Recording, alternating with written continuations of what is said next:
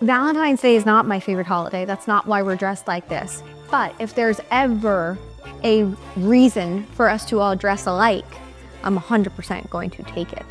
Did we choose a name for the podcast? Real Talk with the Westfall Girls. Let's be real with the Westfall Girls. Let's be real with the Westfall Girls, or Beyond the Sale with the Westfall Girls. Yeah, it's awful. Okay. Let's be real. The real lives of 3 daughters, 1 mom, and a whole lot of real estate. Oh my God, Why it's is like that a so novel. long? All right, decisions made. Welcome to Beyond the Sales with the Westfall Girls. Not Beyond the Sales, Beyond the Sale. Okay, welcome to Beyond the Sale with the Westfall Girls. Wait, no. The Westfalls? Where are the rest of them? Okay, welcome to Beyond the Sale with the Westfall Girls. So, we know the answer to this already, but who knows Mom, aka Geraldine? Who knows Geraldine best? I think we all know the answer. Me, I know me best. No, it's me. No, you think you know me the best, but clearly I know myself better than you know me. I know myself better than you know yourself. No, I know you better than you know yourself, Right, is what I was trying That's to what say. you think, but You I don't seek think validation in Taylor's no, period. only for things that are like fashion or home decor wise. No, I don't think so. I think I consult Taylor on everything. Me too. Me too. As you should. Okay, I'm done. Who's most likely to help somebody else in this group hide a body? Amanda. Me. Amanda's super indecisive, so that could be a disaster. Yeah, Amanda isn't helping anybody. But I feel move like- a body. I'm go with the flow. I Yeah. absolutely. I don't need to know why. Just tell me what to do. I'll do it as long as I have direction. If you give her direction, but like she's definitely not your muscle. She's not digging the hole. She's not going to jail for somebody else. Are you kidding? She wouldn't co-sign for her husband on a truck. You think she's going to jail for someone who killed somebody? We wouldn't get caught. If someone asked me to, I would do it, I think. I don't think I'm very good at saying no. If someone wants me to do something, I'm a people pleaser. Like, it's not. I think it depends who asked me. Said you killed somebody, I probably would help you bury the body unless you did it like on purpose. Like if it was an accident, but like if you really probably like, did it on purpose. We need to Well, know not what your necessarily. Like what if you pushed someone intentions because you were. were arguing, they hit their head? That's an accident. Okay, so the most important question is, after me raising all of you, putting you through college, paying your spending money, paying your room and board, buying your cars, doing everything, who's taking care of me when I get old? Me. Amanda, Nobody else volunteered, so I guess so. when I was in high school, I said you could have a tent in my backyard. Then I moved you to a granny pod in my pod. backyard. But now I think I'll just give you the right wing of my house. And that's a big upgrade. That's a really big upgrade. Like my own bathroom and air conditioning. Your own air conditioning that you could set, because our air conditioning on the other side is separate. Do I have to pay for it? Yes. I will. You have to pay your share. I will send care baskets. No. And if you leave it up to Amanda to take care of me, I'm gonna be sitting in my diaper for a month before she changes me. I'll send my child to visit you. That means you're sending your child to my house. Your hopefully when I die, your child's not gonna be a child. If y'all aren't gonna take care of me, other than Taylor, I don't know that I wanna live with Taylor. Taylor will dominate everything decision I make. What I eat, when I eat, where I go, what I wear. We can't put Geraldine in a Put home. her there. Like, we have to draw the line somewhere. But there are some really nice ones. They're like spas. Like they have. Yeah, but they're like $17,000 a month You can pay that. There's 4 of you. on your inheritance, maybe. Well, I won't be dead, so you won't have an inheritance. Would you rather it be winter all year long or summer all year long? In the home? No, right now. I think Right now? Can I'm I gonna- choose spring? No, I'm gonna say winter. Why would you choose spring? Because you get a little bit of winter and a little bit of summer. Summer is a big commitment. It's hot as all the There's time. nothing worse than Winter's a big sweating commitment. the whole showing. But then you have. And no it's hard to look swimming. professional and be extremely hot. If you go winter, you have no beach, you have no swimming. Your kids have no swimming. You get rid of them a lot in the summer when they swim. You're sweating because you're wearing aluminum-free deodorant. It's true. I know. And you are too. I'm I not. know you're not. No car or no phone. Oh, definitely. I'd have to keep a car. Oh, no car. I definitely would have to keep the phone and I'd hire a driver. Me too. Uber from your phone. Well, okay, but I She didn't think my that car, and through. you all leave me alone. She didn't think it through at all. No, I did think it through. You I wouldn't grew up last- with a car and no phone and I lived. You wouldn't last 2 days with no phone. Do you remember the hurricanes with no internet? Yeah. That's tough. Remember you didn't when say you no internet, you said no phone. remember when you quit social media for 5 minutes? As a computer? Would you rather live alone for a year or with all of us in the same house for a year? For what? A year question. Versus With the everybody whole in family one house together for a year or or alone for a year? I'd rather live together. Alone. I'd rather live together. Amanda? Together. Wow. Would you rather lose an arm or a leg? Which arm and which leg? Your right leg or your right arm? I would much rather lose my right leg. Me too. 100%. I can learn much easier if to you have drive two with my hands- left leg than I can to like rewrite. I'm trying to think of a hot take. An unpopular opinion? Oof, I've got so many. Do you? Go. What's your unpopular opinion? Unpopular opinion, combo. I do not go out on Valentine's Day. We have a dinner reservation for February 13th, not the 14th. Why? I don't still like the think that's crowds. Valentine's Day. The kitchens are overburdened. Like, it's just nicer to go without the pressure of having to get in. And then I'm worried, like, am I holding the table for someone else? Then I have to get out. February 13th is a better day. What day of the week is Or February 13th? February 15th. 13th. It's a Thursday this year. The 14th is also a Friday this year, so that's a double whammy. Also, second unpopular opinion about Valentine's Day is I do think that everyone in the family deserves a gift. I don't think Valentine's Day is a gift-giving holiday. I don't either. Valentine's Day is not my favorite holiday. That's not why we're dressed like this. But if there's ever a reason for us to all dress alike, I'm 100% going to take it. Yeah. Which is why here we are. Every holiday I would like us to match for the rest of time. And why we go to Disney wearing matching shirts. But we usually match accidentally all the time. We do that as well. It's because when we find a clothing item we like, we usually tell each other or buy it for each other, and then we all show up at work in the same outfits. I You brought tried this it by unplanned. too, a lot of the same things too, double. You'll buy Or triple. one thing in 5 colors and then you'll get sick of it and you'll give it away to us and then we all end up matching. Yes. Sounds like a good problem for you guys to have. Okay, day in the life of a realtor. What would somebody not realize is part of a day in the life of a realtor? Taylor, go. So when my friends tell me I want to be a realtor because I want to make my own schedule, I want to have all these flexible hours, I don't think they realize that you work on everyone else's schedule. So you can actually never set your own schedule. So for example, if I have my Saturday free because I'm going to run errands, I'm going to do all this, and then someone calls me and says, I want to see this house at 12 and I want to see 10 others behind it, there's my schedule. Yep. That's what I love about it though, is that we don't have to wake up and clock in. Like I say all the time, I can't imagine if I had to wake up every single day. The 3 of us all wake up and clock in. You do with flexibility. Amanda was at an inspection when I called her yesterday and talked to her, and then I had to call Geraldine right after that to talk to her about the exact same thing because you guys weren't together. So even though you're in the office together, you're like actually all over the place. Okay, so what is it about our daily life that you don't think people would know?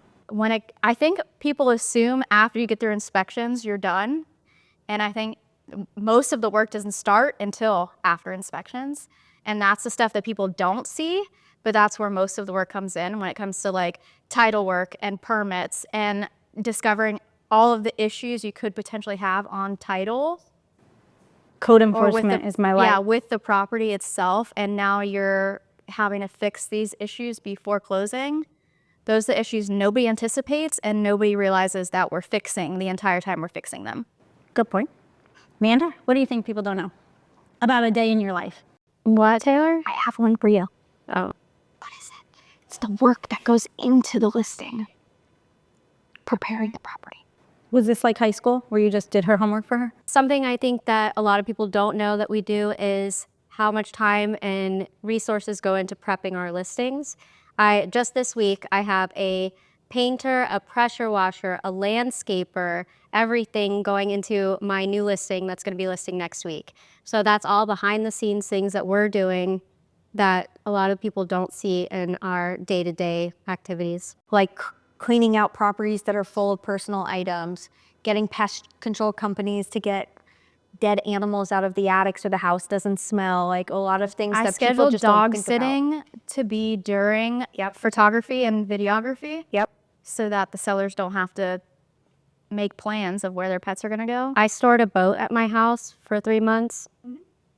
Okay, mine is some things that people don't realize are in the day of our life is how much our family has to get involved in our jobs.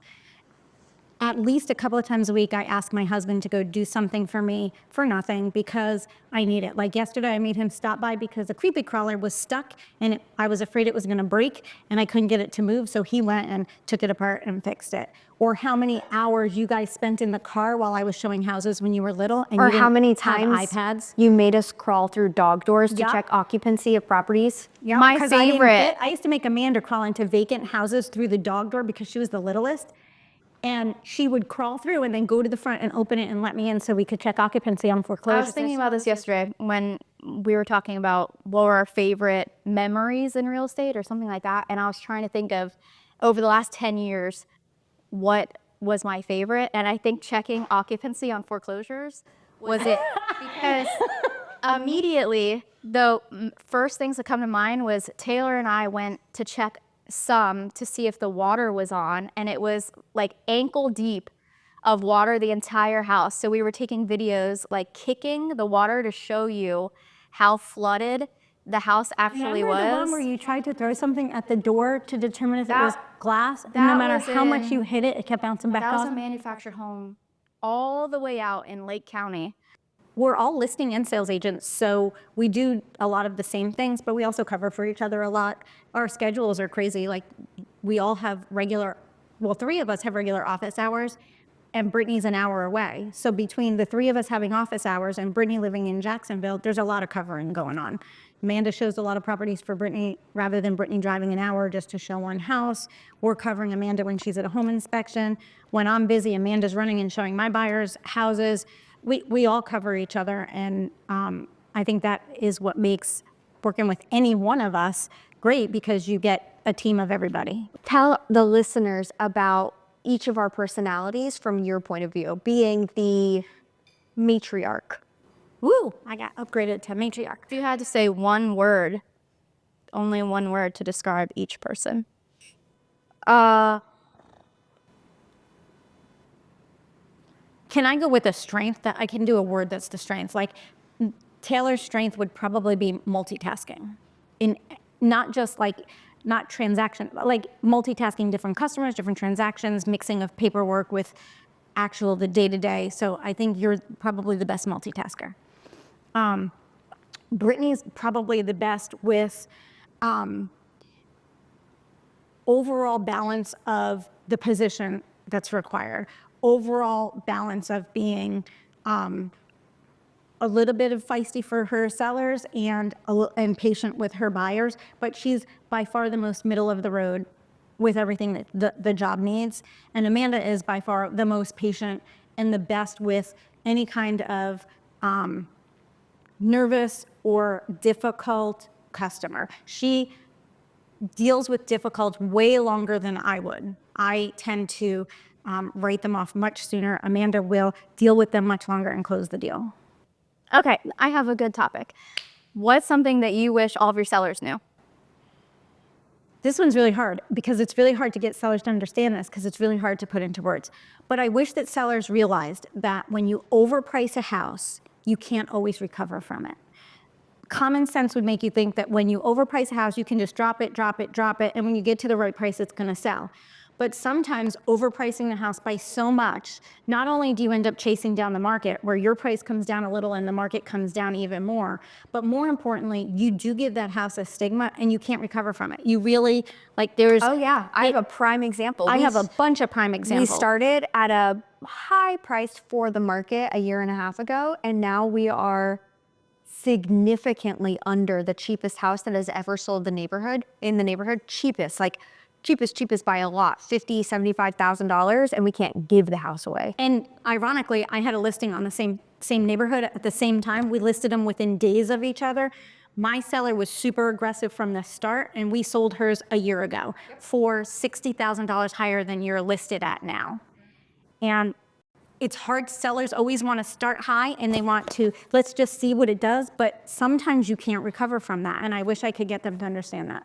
I feel like for buyers, what I wish my buyers would understand is that usually it's not the forever home. So when we see something, they're like, oh, I don't like this, I don't like this.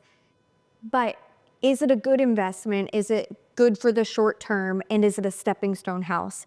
If it's something that you can work with or something that you can, I don't like this bathroom, I don't like the way this layout is. If it's something that you could change and someone else would like it better when you sell it and you could make money, it's not your forever house. No house is ever going to be perfect unless you build it. And then, even then, you regret things you did. You'll find things that you don't like about it. But I wish my buyers would sometimes be a little bit more flexible in the houses that we see. What's your favorite kind of house to buy? Personally. Like, what would you want to buy, house-wise?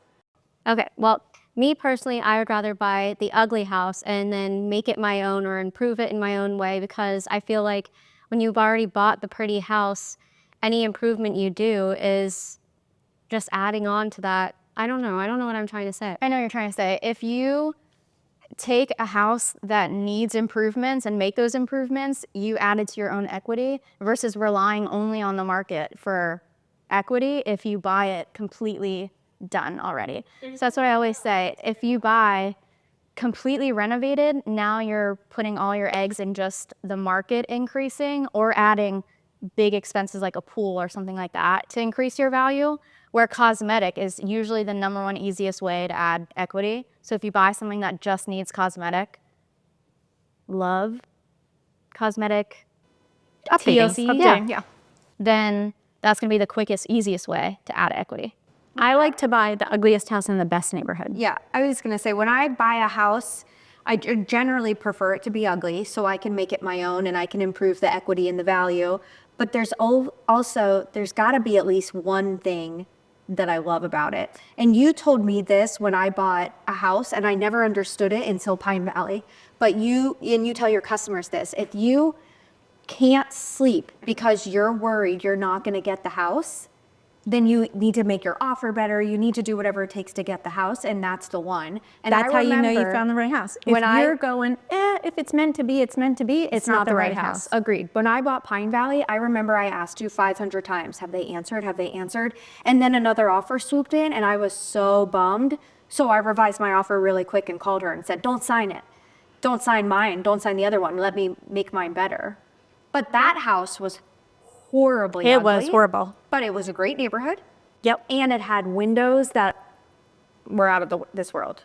This house that we're sitting in right now, I don't know how much they can see in the cameras, but this house that we're sitting in right now, when I bought this, every vendor that I've known for 20 years that's done my work said to me, what were you thinking? It was ugly. I mean, it was ugly. And my old house was half the size on a much, much smaller lot and on a busy street, but it was totally renovated. And they were like, why would you go from that to this? And I knew because this had an amazing lot that I couldn't duplicate anywhere else on the river. And it had the square footage and that I wanted. I totally reconfigured the floor plan, totally, and made it what I wanted. And I increased my equity in this house probably by $300,000 or $400,000 in a year, just by doing the work myself. By buying ugly, we every one of us has made money. Has made at least 6 figures. 6 figures. Six figures. Not 3 figures would Not 3 figures, 6 figures. Not even just made money. By buying ugly houses, we all got the house we wanted in the end. I got the location I wanted, or I got the acreage I wanted, or I got the floors, the layout that I wanted. There's nothing worse than buying a newly renovated house and it not matching your taste. Yeah. Because then you're like, do I redo it? It was just redone. It's kind of putting good money after bad. What was it about the house that you currently live in that made you buy it? Like what? My ceilings. I walked in and we saw my ceilings and I was like, this is... Describe your ceilings for the viewers. I have wood tongue and groove ceilings and they're vaulted. My whole ceiling is wood, but it's very warm and comforting and just different. It's got a lot of character. I just feel like I walked in and I was like, this is different. I like this. And your house was big. For you, it was, 2,500 square feet with those ceilings and having an extra family room. Your house had a lot to offer. What's yours, Brittany? What made you walk in your house and say, this is it? Well, I had to walk in my house twice because it wasn't it the first time, and then the second time it also wasn't it. But now I can't imagine. Thank God I bought this house because I see houses every single day and say every day I love my house the most, and I'm never moving, obviously. I think your yard But is there were two things that sold me on my house. One was the 3-car garage with 8-foot doors, which is like normally every single garage is 7 foot. So we had 3-car garage with 8-foot doors and the baseball diamond lot. So Yeah, on you the have a cul-de-sac. huge backyard. So it's almost half an acre, and it's like the shape. So we have no front yard, but we have a giant backyard. So between those two things, two structural things that you can't change, everything else about the house I knew I could change, and I have changed most of it cosmetically. But the yard and the garage are the two You things. also have a super kid-friendly neighborhood and a really great school district for resale. Yeah. It's important that what you pick isn't an emotional decision, that you're looking at the neighborhoods, you're looking at the school district. I always plan for resale, even if I think I'm never gonna move. I always plan for resale because you just never know. And when I tell my customers that, they're like, oh, I'm not worried about that. I'm not going to sell anytime soon. Like, always plan for resale. Right now, one of my best friends is remodeling, and some of her decisions that she was going to make, I'm like, that's not good for resale. It may fit your lifestyle, but she's like, we don't use a dining room. Well, resale wise, people are going to want somewhere to sit. They're not just going to want to sit in an island. I had the same conversation with he will be my seller last week, who is torn between selling or doing a conversion to the current house that he owns. And we talked about that, and I said, it's going to cost you the same either way.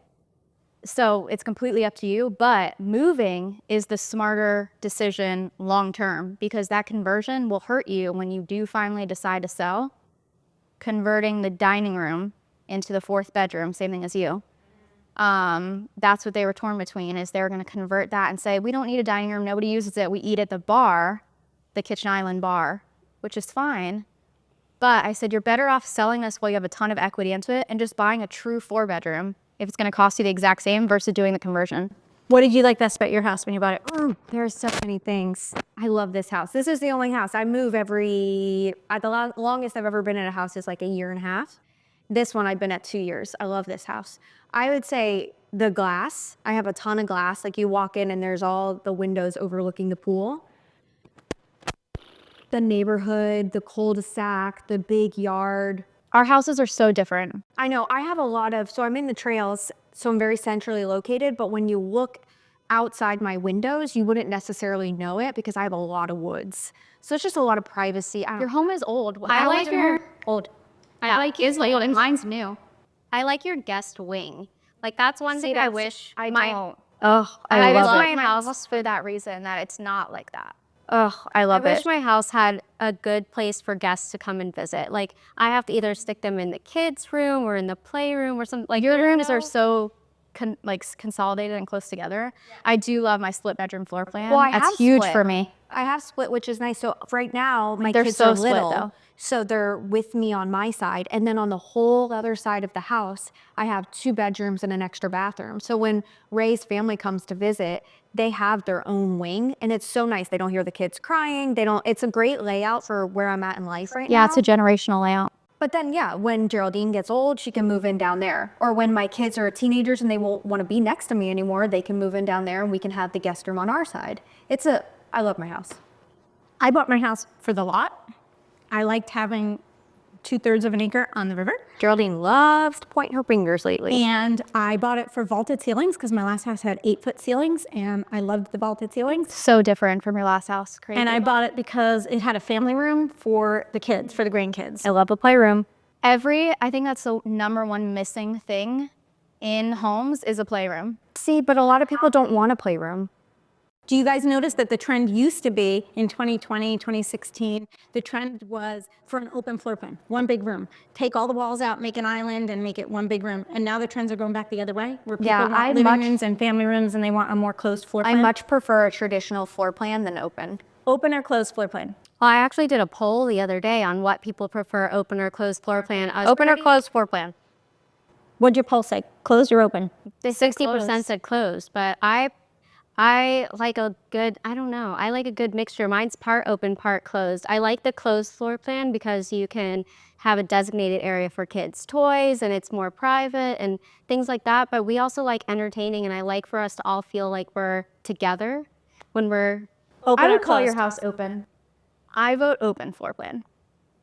I like a moderate blend. I like to have I like my kitchen and my living room to see each other, but I don't like them to be together so that you can talk and not be, the one thing my last house had that was one big room was it was just real, when a lot of people were there, you couldn't hear anything. It was just really loud. See, if I could change one thing about my house, I would love that stacked floor plan that is like kitchen, dining, living, all one big open room. I had that. It was hard. I loved it. Yeah, I love that because my dining room is set off right now. Makes no sense to have it. I've converted obviously to a playroom now, as I just said nobody should do. Well, not really. You just put toys in it, but you didn't make it a bedroom, put up a wall. No, I didn't change anything structurally. But if my dining room had been on the opposite side of the kitchen, my house would be perfect. So she's clearly an open floor plan person. When it comes to, because we're talking about like dining what's room your favorite? conversions and things, what improvements do you think hurt sellers, like converting? Conversions. Converting God, garages, Converting any garages kind of is the conversion. worst money you can ever spend. And pick like bad taste. James asked me, he's like, this is you guys' specialty. What should we do to my house before we list it? That's a good topic for us. What's cost-effective repairs to make and what isn't. It was fun hanging out together and letting people join us and get to know our family, and I hope we get to do it again. Meatball, you're a good girl. Are you smiling for the camera? But don't get on that chair. Did you see how she was sitting there so pretty? I hope it didn't Hopefully suck. it didn't suck, and hopefully someone watches it. And if not, then at least we got to spend time together. Aww. Pineapple.